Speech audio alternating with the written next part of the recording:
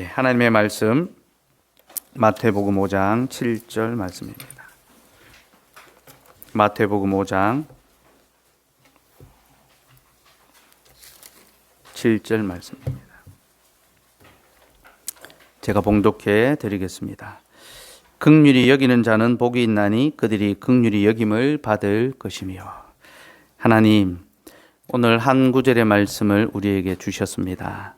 그리고 이 한 구절의 말씀을 통하여 하나님의 긍휼을 우리로 더딛게 하여 주옵소서.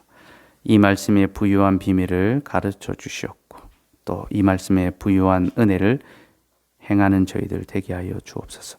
예수님의 이름으로 기도드리옵나이다. 아멘. 오늘은 긍휼히 여기는 자에 대해서 살펴보려 합니다. 원래는 제가 마음이 청결한 자까지 함께 다루려고 했는데 여러분에게 긍휼을 베푸는 차원에서 한 가지만 살펴보려고 합니다. 아니면 이제 내용이 좀 너무 길어졌어요. 그래서 한 가지 내용만 살펴보려 합니다. 지난주 우리는 의에 줄이고 목마른 자가 하나님으로 말미암아 배부를 것이다 라는 것에 대해서 우리가 들었습니다. 의에 줄이고 목마른 자, 곧 하나님을 간절히 갈망하는 자는 하나님으로 말미암아 배가 부르고 만족하게 된다는 거죠. 그럼 그렇게 하나님으로 말미암아 자신의 배가 부르고 만족하게 되면 그 다음에 뭘 해야 될까요? 내 배가 부르면 남의 배도 불려야 되겠죠, 그죠? 그래서 긍휼히 여기는 자에 관한 말씀이 그 다음에 나오는 겁니다. 긍휼히 여기는 자는 긍휼히 여김을 받을 것이다. 주께서는 하나님으로 말미암아 만족하고 배부른 자는 이제 그도 남을 돌아보며 배부르게 하는 긍휼의 삶을 살아야 된다. 그렇게 하는 자는 하나님께서 긍휼히 여겨주실 것이다. 그렇게 말씀했습니다. 근데 여러분, 여기서 우리가 긍휼히 여김 받는다라는 것을 조건으로 생각해서는 안 됩니다. 즉, 내가 먼저 긍휼을 베풀어야지만 하나님으로부터 긍휼히 여김을 받는다라는 그런 뜻이 아닙니다. 만약 그렇다면 우리의 구원은요, 은혜가 아니라 공로가 되죠. 그죠? 우리가 행했으니까, 우리가 자비를 베풀고 우리가 긍휼을 행하였으니까 하나님께 긍휼, 자비, 구원을 받게 된다면 이건 은혜가 아니라 공로, 조건이 되죠. 그죠? 그래서 그런 뜻이 아닙니다. 주님은 지금 긍휼을 구원에 대한 조건으로 제시하는 것이 아니라 하나님의 믿음에 관한 약속을 우리에게 이야기하고 있는 것입니다. 곧 하나님 우리와 거래하듯이 네가 긍휼히 여기면 나도 너를 긍휼히 여겨줄게라고 말씀하시는 것이 아니라 나는 너희를 긍휼히 여긴다. 이것을 믿으라. 그리고 이것을 믿는 자가 하나님의 긍휼을 다른 사람들에게도 베풀 수 있게 된다는 겁니다. 그러니 이것은 조건의 문제가 아니라 믿음의 문제입니다. 이것을 믿는 자가 그렇게 할 수 있다는 거죠. 주기도문을 생각해 보시면 더 잘 이해가 됩니다. 주님이 기도를 가르쳐 주실 때에 우리가 우리에게 죄 지은 자를 사하여 준 것 같이 우리 죄를 사하여 주시옵고 라고 그렇게 기도하라고 했죠. 그죠? 이 말은 언뜻 듣기에 우리가 죄를 사하여 주면 주님도 우리 죄를 사하여 주시는구나 라고 그렇게 생각할 수 있습니다. 그러나 실상은 그렇지 않습니다. 우리가 우리에게 죄 지은 자를 어떻게 용서해 줄 수 있습니까? 하나님께서 우리의 죄를 용서해 주셨다는 것을 믿기 때문이죠. 하나님께서 나의 그 많은 죄를 다 용서해 주셨구나. 그것을 믿기 때문에 우리에게 죄 지은 자를 용서해 줄 수 있는 것이고 하나님은 그런 자를 또 긍휼히 여기셔서 그의 죄를 용서해 주시는 겁니다. 긍휼히 여긴다는 것 역시 동일한 내용입니다. 하나님께서 나를 긍휼히 여겨 주셨으니 이제 나도 긍휼히 여기며 살아간다. 그런 의미가 있죠. 특별히 긍휼히 여긴다라는 단어는요, 어떤 행동을 강조하는 그런 뜻보다는 긍휼히 여기는 마음의 상태를 가리키는 그런 어떤 이제 말입니다. 그래서 영어 번역에서는 이것을 동사로 번역하지 않고 형용사로 번역합니다. 형용사는 행위와 동작이 아니라 어떤 상태를 가리키죠. 그죠? 그가 이제 긍휼히 여길 수 있는 상태가 되었다. 어떤 형편, 어떤 어려운 상황을 보고 그 마음이 막 타오르고 심장이 끓어오르는, 그래 정말 불쌍히 여기고 싶다, 내가 하나라도 도와주고 싶다, 그런 마음이 드는 상태가 이제 긍휼히 여기는 겁니다. 특별히 성경은요, 이러한 어떤 상태, 그러니까 약한 자, 아픈 자, 가난한 자를 보고 그 마음이 막 끓어오르는 그런 어떤 상태를 하나님께서 우리를 향한 마음으로 표현합니다. 하나님께서 우리를 보실 때 긍휼히 여기서 그 속이 타오르는 거죠. 특별히 제가 저번에 온유한 자 하면서 수요기도회 때 애통한 자 하면서 야곱이 자기 아들, 사랑하는 아들 요셉을 잃어버린 다음에 통곡하는 것이 이 창자가 끊어지는 같은 애통 했다라고 했는데, 이게 어떤 긍휼히 여기는 자가 갖는 그런 마음의 자세입니다. 그 창자가 끊어지는, 그러니까 이제 긍휼이라는 단어가 이제 창자와 연결되거든요. 이 창자, 히브리 사람들은 이 창자로부터 어떤 긍휼의 마음이 나온다라고 생각합니다. 내장. 자기의 이 창자가 막 끓어오르는 겁니다. 어렵고 약한 사람들을 보면.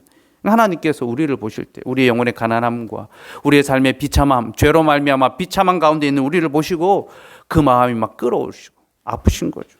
이게 긍휼히 여긴다라는 것입니다. 그래서 하나님으로 말미암아 그렇게 긍휼히 여김을 받은 자가 이제 하나님의 마음으로 다른 사람을 향하여 마음이 끓어오르는, 그게 긍휼히 여기는 그런 마음의 상태를 가립니다. 그럼 여러분, 이 긍휼이라는 것이 무엇일까요? 긍휼은 히브리어로는 헤세드라고 이제 부르는데요. 대형교회 가면 요즘 카페 안 하는데 카페 이름이 헤세드인데요. 자비, 인자, 긍휼, 우리말로는 다양하게 번역되는데 이제 뭐 어떤 말로 번역되더라도 이제 하나님께서 자기 백성에 베푸신 어떤 구속의 은혜, 그 영혼의 비참함, 그 죄짐을 덜어주시고 또 그 삶의 비참함, 종살이하고 포로 생활하는 것을 불쌍히 여기시는 그런 마음을 가리켜 헤세드, 자비와 긍휼이라고 그렇게 말합니다. 그런데 성경은 이 헤세드가 하나님께만 속해 있는 하나님의 속성이다, 하나님께만 속해 있는 하나님의 속성이다, 그렇게 말합니다. 시편 62편 12절 말씀을 한번 볼까요? 제가 주보에 넣어드렸죠. 같이 읽읍시다. 시작. 주여, 인자함은 주께 속하오니 주께서 각 사람이 행한 대로 갚으심이니이다. 주의 인자함, 주의 헤세드, 주의 자비와 긍휼은 주님께만 속한 것이고 주님만이, 주께서 각 사람에게 은혜로 갚으신다, 행한 대로 갚으신다. 성경은 긍휼이 하나님의 고유한 속성이다라고 합니다. 그러니 긍휼은 누구만 할 수 있는 사역입니까? 하나님만이 하실 수 있는 사역이죠. 인간으로서는 할 수 없고 오직 하나님만이 하실 수 있는 사역이 긍휼입니다. 불쌍히 여겨주시는 그런 사역입니다. 그러니 여러분, 사람이, 우리가 긍휼을 베푼다라는 것은요, 사람의 일을 하는 것이 아니라 누구의 일을 하는 것입니까? 하나님의 일을 하는 것입니다. 우리가 하나님의 일을 하게 되는 것이 바로 긍휼을 베푸는 것입니다. 서양 철학과 동양의 어떤 유교에서는요, 인간이 갖추어야 할 기본적인 덕성을 네 가지로 소개를 하는데요. 유교, 동양 이제 철학에서는요, 인의 예지로 규정을 합니다. 그렇죠? 인간의 가장 기본적인 덕성, 인의 예지, 어질인, 또 의로운 것, 예는 예의를 갖추는 것, 지혜로운 거죠. 사람은 어질고 의롭고 예의가 있으며 지혜로워야 한다라고 합니다. 서양 철학에서는요, 인간의 기본 덕성을 지혜와 정의와 절제와 용기로 제시합니다. 사람은 이 네 가지 덕성을 갖추어야 된다. 자, 이 둘을 비교하면요, 둘 다 비슷한 덕목을 이야기합니다. 어질고, 그렇죠? 의롭고, 지혜롭고. 근데 둘 다 긍휼에 대해서는 말하지 않습니다. 그죠? 자, 동양 철학이든 서양 철학이든 인간의 됨됨이에서 비슷하게 이제 규정한다는 것은 어떤 인간에 대한 이해, 관찰이 뭐 다 사실 대동소이 비슷하다는 겁니다. 그죠? 인간의 지성으로 인간을 볼 때, 인간은 이뤄야 된다라는 거죠. 근데 그 속에 긍휼이라는 것은 없습니다. 이는 긍휼을 베푼다는 것이 사람의 덕목이 아니라 하나님의 덕목, 하나님의 속성이라는 것을 우리에게 잘 보여주는 것입니다. 그래서 여러분, 긍휼을 베푼다는 것은 사람이 하나님의 사역을 행하는 것이며, 이는 곧 우리가 하나님을 닮은 것. 더 강하게 표현하면 우리가 하나님처럼 되는 것을 가리킵니다. 여러분, 우리가 하나님을 닮아가는 것, 그리고 우리가 하나님처럼 되는 것, 이것이 우리의 구원의 최종 목적이라는 사실 아십니까? 하나님께서 우리를 구원하신 이유는요, 우리를 하나님의 자녀가 되게 하는 것이고, 하나님의 자녀가 된다는 것은 하나님을 닮아가고 우리가 하나님처럼 되는 것입니다. 그래서 세상 가운데 우리의 이웃들에게 우리가 하나님 노릇을 하게 되는 것, 그것이 우리의 구원의 목적입니다. 사실 하나님께서는 이것을 창조 때부터 계획하셨습니다. 그래서 창조의 목적은 하나님을 닮아가도록 인간을 만드시는 것, 그래서 인간이 하나님과 교제하며 하나님의 사역을 행하는 것이 창조의 목적입니다. 하지만 아담이 범죄함으로 이 하나님의 뜻을 이루지 못했죠. 그렇죠? 제임스 웰던이라는 사람이 있는데요, 이 사람이 창조에 관하여 이런 시를 하나 썼습니다. 제가 읽어드릴게요. 창조의 6째 날에 하나님은 잠시 멈추고 생각하신다. 그런 후 하나님은 걸어 다니시며 주위를 둘러보셨다. 그분이 지으신 모든 것을, 그분의 태양을 보셨고 그분의 달을 보셨고 그리고 작은 별을 보셨다. 당신이 지으신 세상을 다른 생물들과 함께 바라보시며 하나님은 말씀하셨다. 아직도 나는 혼자이구나. 그런 후 하나님은 언덕 중턱에 깊고 넓은 강가에 앉아 생각하셨다. 손을 머리에 얹으신 채 생각하고 또 생각하셨다. 드디어 말씀하셨다. 인간을 하나 만들어 보리라. 하나님은 강바닥에서 진흙을 퍼다가 강둑 옆에서 무릎을 꿇었다. 전지전능하신 하나님께서 태양을 밝히시며 하늘에 두시고 별들을 흩뿌리시어 이 구석 저 구석을 밝히시고 이 땅을 손 가운데 두고 둥글게 빚으신 그 전능하신 하나님께서 아기를 바라보고 있는 엄마처럼 땅에 무릎을 꿇고 진흙을 빚어 그 형상대로 인간을 지으셨다. 생기를 그 코에 불어넣으시니 사람이 생명이 된지라. 아멘. 참 감동적인 그런 시이지 않습니까? 하나님께서 인간을 만드신 것은 홀로 계신 하나님께서 자신과 교제하며 자신처럼 세상에 자신의 사역을 행할 자를 만들기 위하여 사람을 지으셨고, 그러니 자기를 닮도록 자기 형상대로 지으셨다는 거죠. 그러니 여러분, 사람은 어떻게 행해야 됩니까? 하나님은 인자하시고 자비하시니 긍휼을 베풀며 살아야 하는 것이죠. 여러분, 우리가 긍휼을 베푼다는 것은요, 우리가 하나님을 닮았다라는 것을 세상에 나타내 보일 수 있는 그런 기회입니다. 기독교는 사랑의 종교라고 불립니다. 하나님의 사랑, 예수 그리스도의 사랑을 늘 이야기하고 강조하기 때문이죠. 그러나 여러분, 정말로 기독교가 사랑의 종교로 인정받기 위해서는 이웃 사랑을 실천할 때 가능합니다. 그래서 계명은 두 가지 큰 축을 따라 움직여지지요. 하나님을 사랑하는 그 계명과 이웃을 사랑하는 그 계명으로 구성되어 있는 것입니다. 긍휼을 베푸는 것, 이것은 참으로 하나님을 닮아가는 하나님의 사역을 실행하는 것이며, 바로 이 긍휼을 통하여 우리는 비로소 참된 사람, 온전한 인간이 될 수 있습니다. 그래서 고대 교회의 교부들은요, 긍휼, 자비를 가리켜서 인간의 가장 완전한 모습이다라고 설명했습니다. 사람에게 지혜가 있고 능력이 있고 어떤 많은 일을 할 수 있는 그런 능력과 실력이 있지만, 사람을 정말로 사람 되게 만드는 것, 온전한 인간이 되게 만드는 것은 자비와 긍휼에 있다. 어떤 사람이 긍휼을 베푼다면 그는 진정한 사람으로서 살아가게 된다. 그렇게 말했습니다.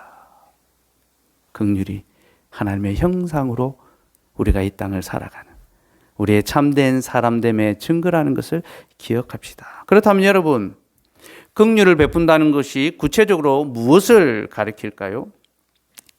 무엇이 긍휼을 베푸는 것의 삶의 실제일까요? 저는 이것을 두 가지로 말씀드리려고 합니다. 첫째는 노하기를 더디하고 죄를 용서하는 것이며, 둘째는 어려운 형편에 처한 사람들을 도와주는 것입니다. 먼저 노하기를 더디하고 죄를 용서하는 것부터 볼까요? 출애굽기 34장 6절에서 7절 말씀을 봅시다. 제가 주보에 넣어드렸죠. 같이 읽읍시다. 시작. 여호와께서 그의 앞으로 지나시며 선포하시되 여호와라 여호와라 자비롭고 은혜롭고 노하기를 더디하고 인자와 진실이 많은 하나님이라. 인자를 천대까지 베풀며 악과 과실과 죄를 용서하리라. 그러나 벌을 면제하지는 아니하고 아버지 악행을 자손 3, 4대까지 보응하리라. 하나님께서 자신을 이렇게 소개합니다. 나는 여호와다. 나는 자비롭다. 나는 은혜롭다. 하나님은 자신을 헤세드로 자비로운 자, 긍휼에 무한하신 분으로 소개합니다. 근데 그 하나님의 자비하심의 속성이 무엇으로 드러납니까? 첫째는 노하기를 더디하는 것입니다. 나는 노하기를 더디한다. 그리고 둘째는 악과 과실과 죄를 용서합니다. 노하기를 더디하시니 그는 우리를 향하여 우리의 죄를 용서해 주시는 거죠. 그죠? 성경은 하나님이 인자하시다, 자비하시다. 그래서 그는 노하기를 더디하시고 우리의 죄를 용서하신다라고 그렇게 말합니다. 그러므로 여러분, 참된 긍휼은요, 노하기를 더디하며 죄를 용서해 주는 것, 그것이 긍휼입니다. 만약 우리가 노하기를 더디하며 또 우리에게 죄 지은 자를 용서해 준다면 우리는 하나님을 닮은 자로서 하나님의 형상을 나타내 보일 수 있게 될 것입니다. 그러나 화를 잘 참지 못하고 쉽게 자주 분노하고 상대의 죄를 용서해 주지 않는다면 그는 하나님의 형상이 아니라 죄의 형상을 보여주게 될 것입니다. 그래서 여러분, 성경은 노를 참지 못하는 것을 가리켜 하나님의 의를 이루지 못하는 것이다. 하나님의 영광, 하나님의 뜻을 이루지 못하는 것이다 라고 합니다. 야고보서 1장 19절 20절 말씀 같이 읽을까요? 시작. 내 사랑하는 형제들아, 너희가 알지니 사람마다 듣기는 속히 하고 말하기는 더디함, 성내기도 더디하람. 사람이 성내는 것이 하나님의 의를 이루지 못함이라. 야고보 사도는 우리에게 사람이 성내는 것이 하나님의 의를 이루지 못한다라고 합니다. 하나님의 의를 이루지 못한다는 것이 무엇입니까? 우리를 향한 하나님의 뜻, 하나님의 영광을 이루지 못한다라는 거죠. 곧 하나님의 긍휼을 우리가 나타내지 못한다. 바로 그런 말을 하고 있습니다.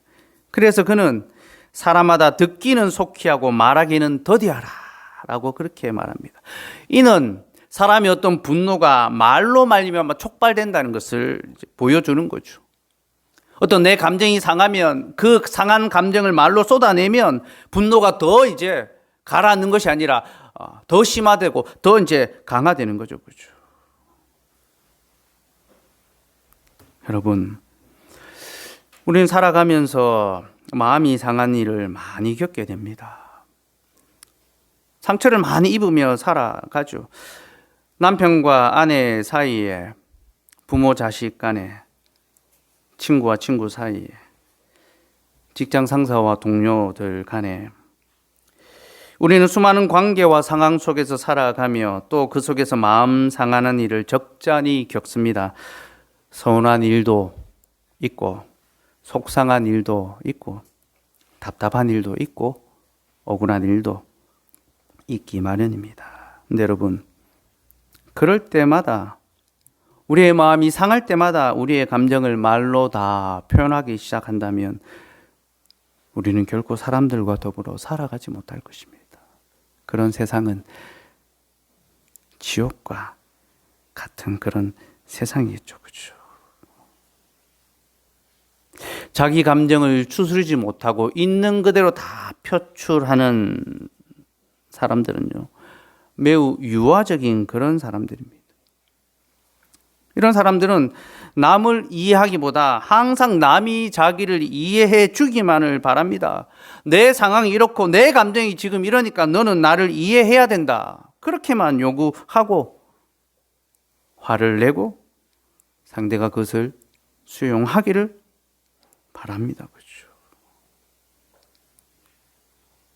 그래서 설령 그 사람의 감정을 받아줄지는 몰라도요, 자주 화를 내고 자기 감정을 표출하는 사람에게서는 결코 하나님의 모습을 발견할 수가 없습니다.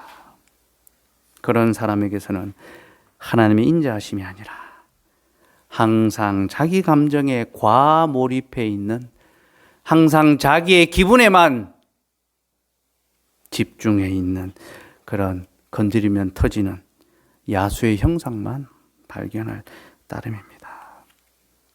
그러므로 우리는 말하기는 더디하고 대신에 듣기를 속히 해야 합니다. 듣기를 속히 하라. 여기서 듣는다라는 것은 하나님의 말씀을 가리키죠. 그렇죠? 너희가 사람마다 듣기는 속히 하고 말하기는 더디하라.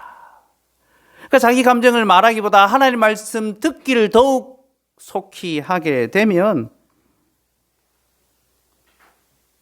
그 마음의 분노를 다스릴 수 있고 그 감정을 누그러뜨릴 수 있으며 또 자기로 하여금 분노하게 한 그 사람을 용서해 줄 수도 있다라는 겁니다. 내 감정을 즉각적으로 말하기보다 하나님 말씀 앞에 귀를 먼저 기울일 때, 자기의 삶을, 자기의 상황을 들여다볼 때 우리는 감정을 비로소 가라앉히고 설령 우리에게 죄를 범한 자가 있더라도 그를 용서해 줄 수 있다라는 겁니다. 한동일 씨라는 분이 계신데요. 이분이 이제 한국인 최초로 이제 그 로마의 바티칸의 대법원의 변호사가 된 분입니다. 그러니까 아시아 전역으로 이걸 넓혀봐도 이분이 처음 있는 일이고요. 이게 700년 이제 이 바티칸 이제 대법원 역사에서 처음 있는 일이고 또 이 모든 과정을 이분이 최우등으로 이제 마쳤습니다. 지금은 이제 변호사 일도 하시면서 한국에서 강연도 하시고 저술 활동도 하시고 또 교수 사역도 하시는데요. 이분이 어렸을 때 아주 불우한 환경에서 자랐다라고 합니다. 집안이 찢어지게 가난했고 또 아버지는 알코올 중독에 찌들려서 늘 살았고 또 어머니와 매일같이 싸움을 했다고 합니다. 이거 뭐 우리나라의 뭐 이제 60년대, 뭐 70년대 어떤 이 삶의 패턴이죠, 그죠? 찢어지게 가난하고 아버지는 알코올 중독이고 또 부모님은 늘 매일같이 싸우고 그죠. 그래서 이분이 집에 있는 것이 너무너무 괴롭고 고통스럽고 지옥 같다. 차라리 죽는 것이 낫겠다. 사춘기 시절이 돼서 자기의 어떤 가정의 형편과 부모님의 이 다툼, 싸우는 모습을 보면서 정말 주체할 수 없는 화가 치밀어 올라서 이제 부모님이 싸우고 하면 집을 이제 무작정 뛰쳐나왔다고 합니다. 내가 이 지옥 같은 집을 떠나고 싶다. 이 집이 사라졌으면 좋겠다. 그렇게 이제 생각하고 무작정 집을 나와서 자기 친구 집으로 이제 향했다고 합니다. 그 친구 집에 가면 그 친구의 대학생 형이 있었는데 집에 대학생 형이 보는 책들이 많이 꽂혀 있었다 하더라고요. 그래서 그 책을 한 권씩 뽑아서 읽는데 처음에는 뜻도 모르고 읽는 거죠. 그죠? 인문학 책들, 역사 책들, 교양 책들을 읽는데 처음에는 뜻도 모르고 읽었는데 그 책을 읽으면서 자기의 마음이 막 치유되는, 회복되는 그런 걸 느꼈답니다. 그래서 그 어떤 이 책방이, 친구 집이 자기에게는 피난처고 도피처가 됐다 하더라고요. 그러면서 책을 계속 읽으면서 나는 좀 이 책 읽는 일을 좀 하고 싶다. 늘 책을 가까이 하고 싶다. 그러니까 공부를 해야 되는 거죠, 그죠? 근데 대학교 갈 때가 돼 대학을 가려고 하는데 집안이 가난하고 또 부모님이 대학 공부하는데 아무 관심이 없으니까 빨리 가서 돈 벌기를 바라지 공부하라고 하겠습니까? 그 이분이 돈이 하나도 안 들게 공부할 수 있는 방법을 막 열심히 찾았답니다. 찾아보니까 가톨릭 대학이라는 곳에서 학비도 없고 기숙사 생활비도 받지 않고 모든 것을 다 제공해 준다는 이야기를 듣고 가톨릭 대학교로 공짜로 공부할 수 있다는 그 이야기를 듣고 그 대학교를 갔습니다. 그래서 이제 공부를 하기 시작했죠. 고전, 또 신학, 또 성경 공부하기 시작했는데요. 이분이 이제 대학교 들어가서 이제 1학년 생활을 하는데 그 학교에 이제 훈련 프로그램, 가톨릭 대학이니까 이제 훈련 프로그램이 있었지 않겠습니까? 그래서 학기를 시작하고 이제 한 달 동안 침묵하는 훈련 프로그램이 딱 있었답니다. 한 달 동안 아무 말도 하면 안 되는 무건 이제 프로그램이 있었던 거예요. 그 이제 시간을 앞두고 이분이 굉장히 걱정을 했답니다. 어떻게 한 달 동안 말을 안 할 수 있을까? 내가 과연 할 수 있을까? 그런 염려, 걱정 가운데 이제 침묵 훈련이 시작이 됐는데요. 그 한 달 동안 이분이 아무 말을 안 하면서 하나님의 말씀을 깊이 묵상했죠. 말씀을 읽으면서. 하나님의 말씀을 묵상하니까 어떤 일이 일어나는지 압니까? 자기 인생이 해석됩니다. 그럼 말씀을 묵상한다는 것은 내 삶을 해석하는, 내 인생을 해석하는 것입니다. 자기의 살아왔던 그 삶의 과정들이 해석이 되는데 그 사춘기 시절에 이 부모님과의 갈등, 가정의 형편들 이게 막 주마등처럼 막 스쳐 지나가는 겁니다. 하나님은 왜 나를 이렇게 어려운 환경에서 자라게 하셨을까?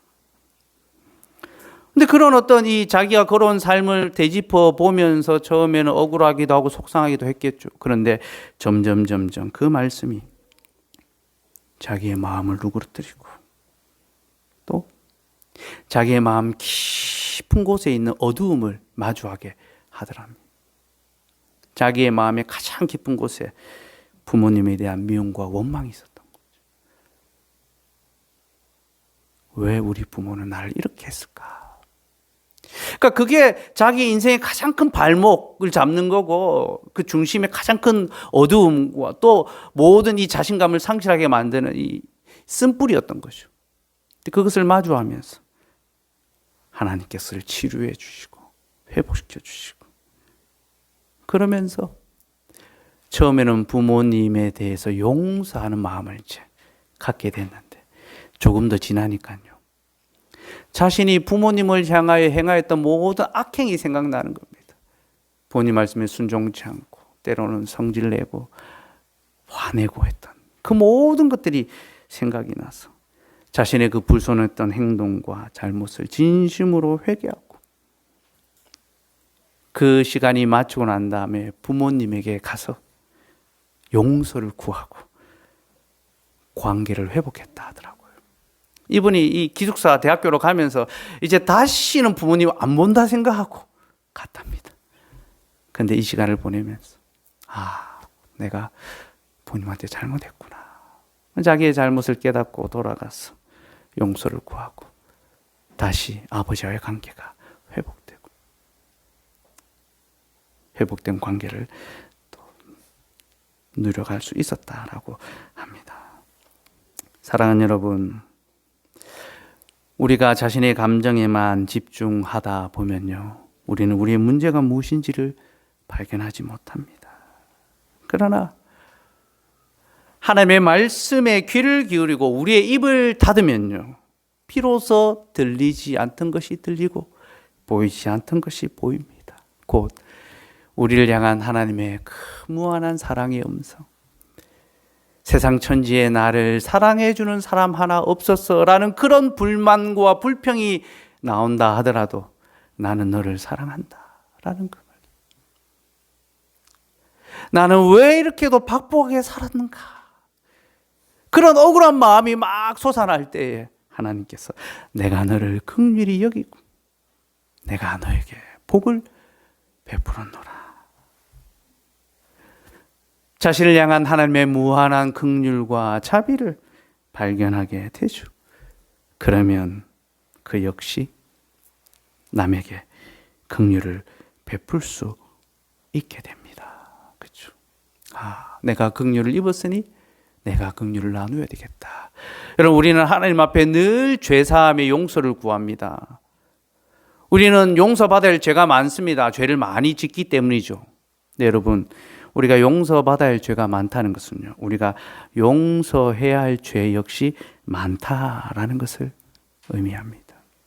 우리는 우리의 죄 용서받는 것만 하나님 앞에 아뢰며 간구하는데 정작 우리가 용서해 주어야 될 죄에 대해서는 아뢰지 않습니다.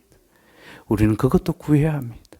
주님, 나의 죄를 용서하시되 나도 죄를 용서하게 하여 주시옵소서. 여러분, 우리는 소중하고 가까운 사람들에게 너무 자주 또 너무 많이 화를 내며 살아가고 있습니다. 그렇죠. 남편과 아내는 서로에게 화를 내는 것이 마치 당연한 것처럼 화를 냅니다. 마치 당연하게 일상처럼 화를 냅니다. 부모는 자녀에게 그렇게 하는 것이 당연한 권리인 것처럼 작은 일에도 너무 쉽게 흥분하고 분노합니다. 그죠? 작은 실수에도 화를 내죠. 그죠? 여러분, 부모는 자녀에게 양육할 책임이 있지 분노할 권리는 없습니다. 물론 그 양육에는 책망이 포함되어 있지만요, 이 책망이 자녀를 노엽게 하는 것은 아닙니다. 부모가 자녀를 분노함으로 다스리면 자식은 가만히 당하고 있지만 않습니다. 자식은 부모를 향하여 앙심을 품고 때가 되면 그 앙심을 터뜨립니다. 그래서 부모가 베풀어진 사랑과 희생은 금방 잊어버리고 그들의 작은 과실을 기억하고 과도하게 분노하고 원망을 쏟아내죠. 사춘기가 되면요, 자녀의 역습이 이제 일어납니다. 그죠? 예. 문을 쾅 닫고 들어가면서 엄마가 뭘 한다고 그래? 아빠는 아무것도 몰라 하면서 사춘기 이제 자녀의 역습이 시작되죠. 그러다가 이제 결국 한판 붙는 거죠. 사춘기와 갱년기가 서로 맞붙어서 누가 이기는지 한번 해보자. 저는 누가 이기는지 잘 모르겠어요. 뭐 둘 다 지는 거 아니겠습니까? 그렇죠. 여러분, 이러한 모습은 우리의 모든 인간관계 속에서 끊임없이 확대 재생산되고 있습니다. 교회의 지체들 간에, 직장 상사와 동료들 간에, 이웃과 이웃 간에, 우리가 더불어 살아가는 모든 관계 속에서 이런 고통과 분노와 아픔이 스며 있습니다. 그래서 하나님께서는 우리에게 긍휼을 요구하십니다. 매일 분노와 원망, 불평 속에 살아가는 우리에게 나는 너에게 긍휼을 베푸노니 이제 너희도 서로 긍휼을 베풀라. 그렇게 말씀하시는 겁니다. 그리고 이것은 우리에게 기회입니다. 우리가 하나님을 닮아서 세상에서 하나님의 사역을 행하며 우리가 하나님처럼 나타날 수 있는, 인정받을 수 있는 그런 기회입니다. 그러니 이 복된 기회를 놓치지 않고 꼭 붙드실 수 있기를 바랍니다. 긍휼의 두 번째 모습은 어려움에 처한 사람들을 도와주는 것입니다. 이 부분에 대해서는 수요일에 더 자세히 말씀을 드릴 건데요, 오늘은 기본적인 내용만 좀 짚고 넘어가겠습니다. 성경은 긍휼을 죄를 참고 용서하는 것에서 멈추지 않고 어려운 형편의 처한 이들을 돕는 것으로까지 나아가게 합니다. 앞에서도 말씀드렸죠. 어려운 사람을 보고 그 마음이 끓어오르는 것, 그 창자가 뒤틀리는 같은 그런 어떤 아픔을 겪고 그를 도와주는, 그러니까 이제 어려운 사람을 보고 막 긍휼히 마음이 막 애타는 것은요, 어떤 이 애통하는 마음 혹은 사랑하는 마음이라 할 수 있고요. 이것을 실제적으로 도와주고 그 필요를 채워주는 것은 긍휼히 여기는 것이다라고 그렇게 이제 구별할 수가 있습니다. 잠언 12장 10절 말씀. 잠언 12장 10절 말씀 같이 읽읍시다. 시작. 의인은 자기의 가축의 생명을 돌보나 악인의 긍휼은 잔인이니라. 자, 의인은 자기 가축의 생명을 돌본다라고 했죠. 자기 가축이 아프거나 어려움에 처하면 그 생명을 돌아보고 이제 먹을 것을 주고 치료해 주는 거죠. 그죠? 근데 성경에서 가축은요, 그냥 집에서 먹이는 그런 가축만이 아니라 하나님의 언약 백성을 가리키는 용어이기도 합니다. 하나님께서 이스라엘 백성을 가축으로 묘사하십니다. 저는 내 양이다. 내 소떼다. 그러니 의인은 자기의 가축의 생명을 돌본다는 것은 의인은 하나님의 백성의 연약함과 그 필요를 돌아보고 채운다. 그들의 생명을 돌아본다라는 그런 의미도 있습니다. 근데 악인은 어떻게 합니까? 악인의 긍휼은 잔인하다라고 하죠. 여기서 긍휼로 번역된 단어를 이제 내장 혹은 심장 뭐 이렇게 이제 번역해도 됩니다. 악인의 내장, 악인의 심장은 잔인하다. 그러니까 의인은 그 마음에 사랑이 있어서 생명이 위급한 자를 보면 돌아보고 자비를 베푸는데 악인은 잔인하여서 그냥 지나친다는 거예요. 선한 사마리아인의 비유에서도 이제 드러나 누가 악인이고 누가 자비를 베푼 자인지 예수님께서 이제 설명해 주시죠. 어쨌든 긍휼히 여기는 자는 내 옆에 지체들에게 어려움이 있고 가난함으로 말미암아 그 생명이 위기에 처할 때 그들의 생명을 돌보며 지키는 것, 그것이 의인의 긍휼입니다. 반면에 악인은 가난한 자들을 더욱 잔인하게 대하고 그 가진 것을 빼들어 옴으로 자기의 배를 더욱 부유하게 불리죠. 그래서 부한 자는 더 부해지고 가난한 자는 더 가난해지는 것이 이 세상의 어떤 속성, 원리지 않습니까? 악인들이 이끌어가는. 그러나 그리스도인은 그렇게 살지 않는다라는 겁니다. 우리는 1만 달란트에 대한 주님의 교훈도 잘 알고 있습니다. 주인이 1만 달란트 빚진 자를 탕감해 주었을 때에 이 사람이 나가서 자기에게 100데나리온, 1만 달란트에 비하면 비교도 할 수 없을 정도의 적은 금액을 빚진 자에게 어떻게 합니까? 갚으라고, 닥달하고. 며칠 말미만 달라고 부탁하니까 그것을 받아주지 않고 그를 감옥에 가두어 버렸습니다. 그 소식을 듣고 주인이 불러서 그를 책망하며 그를 벌하면서 이렇게 말합니다. 악한 종아, 내가 빌기에 내가 내 빚을 전부 탕감하여 주었거늘 내가 너를 불쌍히 여긴 것 같이 너도 내 동관을 불쌍히 여김이 마땅치 아니하냐. 내가 너를 불쌍히 여겨서 너의 모든 빚을 탕감해 줬는데 내가 너를 불쌍히 여긴 것처럼 너도 내 친구를 불쌍히 여기는 것이 마땅하지 아니하냐. 여러분, 이것이 하나님 앞에서의 합당한 마땅한 삶의 방식입니다. 하나님께서 우리의 죄를 용서해 주셨고 또한 우리의 삶의 필요를 채워 주셨습니다. 우리가 지금 먹고 마시며 누리는 모든 좋은 것들은 다 위에 계신 하나님께로부터 받은 것들입니다.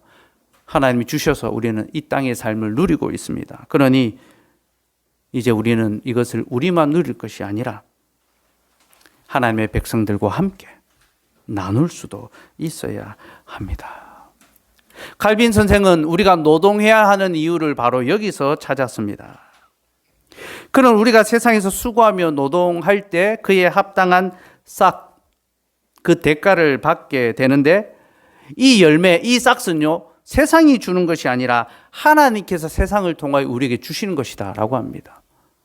그러니까 우리 직장 상사, 우리의 고객들이 우리에게 그 값을 주는 것이 아니라 하나님께서 그들을 통하여 우리에게 주시는 거라는 거죠. 그러므로 이것은 하나님께서 우리에게 주신 것, 우리가 하나님께로 받았으니 이것을 통하여 우리와 우리의 가족이 먹고 살며 또 하나님의 언약 백성들과 그 가운데 있는 어려운 자들과 함께 나누어야 합니다. 그래서 칼빈 선생은 노동을 교제의 방편으로 삼습니다. 노동을 통하여 우리는 세상과 교제 관계하고 그 얻은 싹을 통하여 우리는 성도와 관계하고 교제하고 나누게 된다는 것입니다. 그러니 여러분, 이것이 얼마나 영광스러운 일이며 이것이 하나님의 의를 위한 그런 삶이지 않겠습니까? 그저 나와 내 가정만을 위하여 사는 것이 아니라 그것은 당연하고 그 위에 더하여 주신 것을 통하여 하나님께서 우리에게 돌아보라고 맡기신 가축, 함께 하라고 보내신 지체들, 그들의 생명을 함께 돌아보며 섬기는 것, 이것이 긍휼에 합당한 삶의 방식입니다. 말씀을 맺겠습니다. 우리는 긍휼을 베풀며 살아야 합니다. 왜냐하면 하나님께서 우리에게 긍휼을 베풀어 주셨기 때문입니다. 그래서 긍휼을 베풀어야 하며 우리가 긍휼을 베풀 때 우리는 하나님의 사역을 행하는 자들이 될 것입니다. 그리고 바로 이것을 통하여 우리는 우리의 지체와 우리의 이웃들에게 하나님처럼 될 것입니다. 그러니 여러분, 노를 그치고 죄를 사하여 줍시다. 사람마다 말하기는 더디하고 듣기는 속히 합시다. 하나님의 말씀 앞에서 자신의 감정을 잘 다스리고 우리를 향한 하나님의 그 인자와 자비하심을 깨닫고 이제 우리도 다른 사람들을 용서하며 살아갑시다. 여러분, 노를 바라는 것보다 자비를 베푸는 것이 더 복되고 좋은 일이라는 것을 기억하시기 바랍니다. 우리가 하나님 앞에서 용서받아야 할 죄가 많으면 많을수록 우리 역시 사람들에게 용서해 주어야 할 죄가 많다는 것을 기억하시고 남편과 아내, 부모와 자식, 직장 동료와 상사, 또 친구와 이웃들에게 더욱 자비를 베풉시다. 또한 우리 중에 연약하고 어려운 자들은 없는지 돌아보며 그들의 필요와 그들의 생명을 돌봅시다. 그리하면 하나님께서 우리를 불쌍히 여기시고 모든 일에 있어 우리를 더욱 긍휼히 여겨 주실 것입니다. 기도하겠습니다.